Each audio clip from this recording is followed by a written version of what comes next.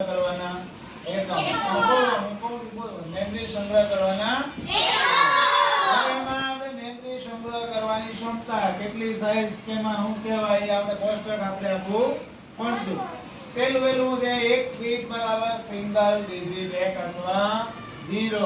આપણે પહેલા લેસનમાં ભણ્યા હતા કે કોમ્પ્યુટર કઈ ભાષા સમજે એમાં હું આવ્યું હતું કઈ બાઇનરી કોડ.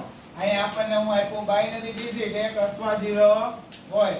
એવી જ બીજી છે 8 બિટ્સ બરાબર 1 બાઇટ. 8 બિટ્સ બરાબર કેટલું થાય 1 બાઇટ જેટલું આપણી મેમરીમાં હા 1 બાઇટ બરાબર એટલે હાવ નાના 1024 બાઇટ બરાબર 1 કેબી. કેબી એટલે કેટલા એટલે કિલોબાઇટ નું કિલોબાઇટ. 1024 કિલોબાઇટ બરાબર 1 MB. MB 1 MB એટલે કેટલું મેગાબાઇટ. 1024 MB બરાબર 1 GB. કેટલું 1 GB. GB એટલે ગીગાબાઇટ. હું ગીગાબાઇટ. 1024 GB બરાબર 1 TB. TB એટલે ટેરાબાઇટ. હું ટેરાબાઇટ.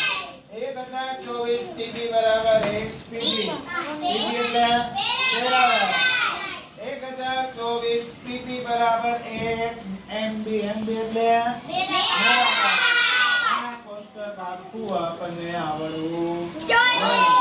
બધાને યાદ થઈ ગયું? તમારીથી સમજાય તો એકવાર 8 બિટ્સ બરાબર 1 બાઇટ. 1024 બાઇટ બરાબર 1 કેબી એટલે કિલોબાઇટ. હવે યાદ રહેવું જોઈએ કિલોબાઇટ છે, મેગાબાઇટ છે, ગીગાબાઇટ, ટેરાબાઇટ, ટેરાબાઇટ, ટેરાબાઇટ. બધાનું યાદ રહી ગયું? હા. નાખું પૂછું તો આવડશે?